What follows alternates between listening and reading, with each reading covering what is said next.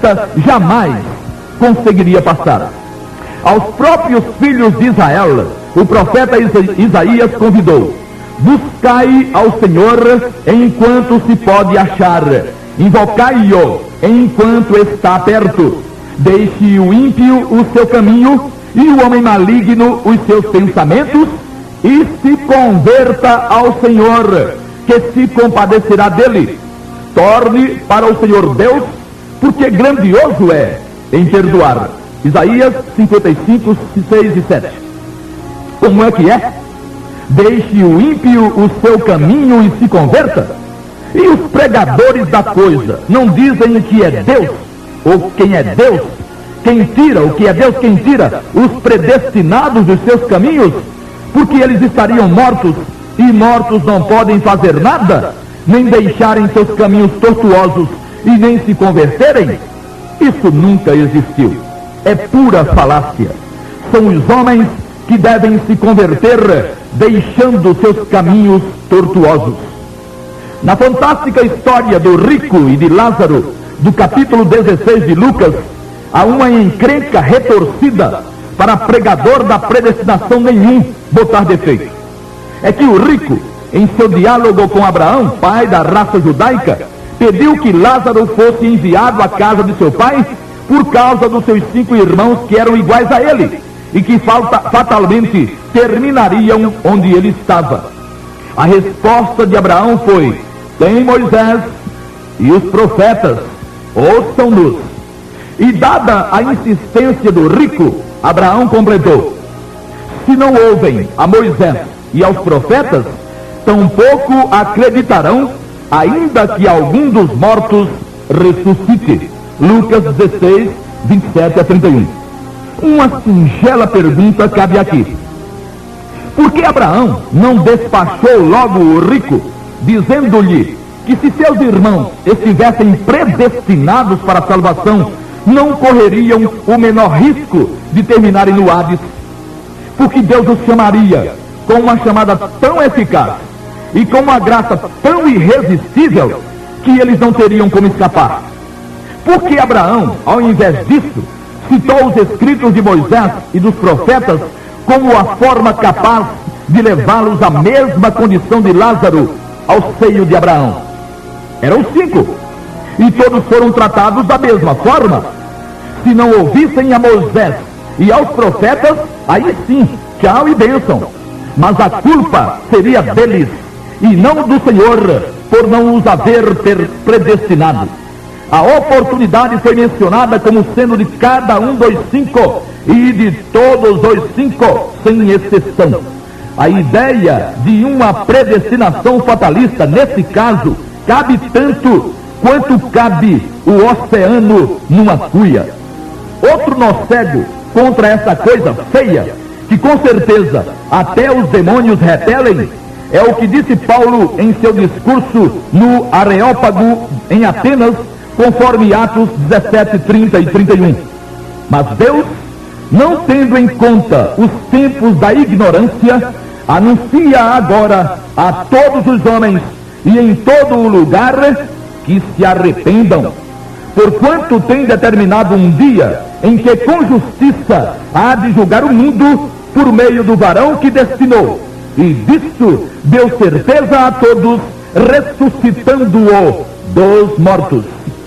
Seja o que for que digam os predestinacionistas sobre essa afirmação de Paulo, não hão de dizer o que é certo, o que é correto. Hão de sofismar, hão de afrontar todos os princípios de interpretação. O texto é cristalino. Primeiro, Deus não leva em conta o tempo da ignorância, o que não aconteceria para alguém que não fosse predestinado para a salvação, porque aí ele não seria jamais convencido pela ação do Santo Espírito por ter sido desprezado por Deus. E o Espírito não atuaria como atesta, como assegura o Senhor Jesus, ou como assegurou o Senhor Jesus, conforme João 16, de 8 a 11. E não sendo convencido, não teria o triste do pecador como se converter, e continuaria na ignorância por culpa de Deus. Depois, Deus anuncia a todos os homens e em todos os lugares que eles se arrependam, ou seja, que eles tomem a iniciativa de, sendo convencidos pelo Espírito Santo, se arrependerem e se converterem. Diante de tantas dificuldades, inventaram eles expressões como graça irresistível e chamada eficaz, para poderem dar algum fundamento à coisa, porque na Bíblia a chamada é para todos e a graça é extensiva a todos, sem exceção, sem nenhuma exceção, graças ao Senhor. O Senhor há de julgar o mundo com justiça. Como, todavia, poderia ele ser justo, chamando para si uns e deixando os outros entregues à própria sorte? Que droga de justiça seria essa? Isso não seria soberania, seria maldade, e maldade braba. A mensagem é extensiva a todos os homens e em todos os lugares, desse ênfase porque é o que está escrito e não porque queiramos. O escritor aos Hebreus, que era um hebreu, um judeu, e que, é claro, nunca tinha ouvido falar em predestinação fatalista, mesmo sendo inspirado pelo Santo Espírito, advertiu aqueles a quem escrevia, perguntando: como escaparemos nós, se não atentarmos para uma tão grande salvação? Hebreus 2, versículo 3, primeira parte. Como escaparemos nós? Ora, sendo predestinados. Essa teria sido uma pergunta para lá de tola, se Deus escolhesse alguém para a salvação. Porque naquele caso, no caso de Deus escolher alguém, não haveria como escapar quem não estivesse na lista de Deus. E os que estivessem não tinham por que se preocupar, já estariam salvos desde a fundação do mundo. Escapar? Escapar de quê? O escritor estava fazendo ver aos judeus de Jerusalém, a quem a carta foi originalmente endereçada, que eles não fossem na onda de que, porque eram judeus, já estavam sacramentados, não. E mostrou que anteriormente, no caminho de Canaã, a maioria dos filhos de Israel havia perecido por não ter crido na palavra do Senhor. E no versículo 16 do mesmo capítulo 2, falando do autor da tão grande salvação, o escritor aos Hebreus disse: porque na verdade ele, Jesus, não socorreu os anjos, mas socorreu a descendência de Abraão. Ou seja, Jesus socorreu a todos os que, como Abraão, confiaram nas promessas do Altíssimo, não duvidando jamais. Socorreu a todos, e não a alguns escolhidos. Como escapará cada um?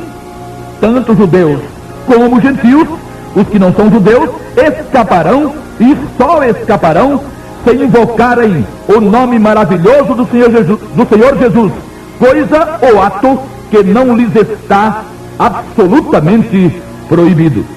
Os remidos todos já escaparam de uma eternidade de trevas e de pavor, não por ter Deus lhes dado um privilégio negado aos demais, e nem por ter o Senhor os chamado com uma tal de chamada eficaz, e os agraciado com uma tal graça irresistível. Isso não existe. Os remidos usaram a liberdade que sempre tiveram de raciocinar, de ponderar, de analisar, criados que foram a imagem e semelhança do Senhor Deus, e assim fazendo, depois de convencidos pelo Santo Espírito, apelaram para o sangue de Jesus, invocando o seu nome, e tendo, em consequência disso, todos os seus pecados perdoados, lavados e anulados no que diz respeito à culpa. E as provas de que não existe, nunca existiu, graças a Deus, uma predestinação fatalista, continuam abundantes em toda a Bíblia. O apóstolo Paulo repetiu em Romanos 10 e 15 o que fora dito pelo profeta Isaías no versículo 7 do capítulo 52. São formosos os pés dos que anunciam a paz, dos que anunciam coisas boas. Mas formosos para quem? Formosos ou lindos em que sentido? O que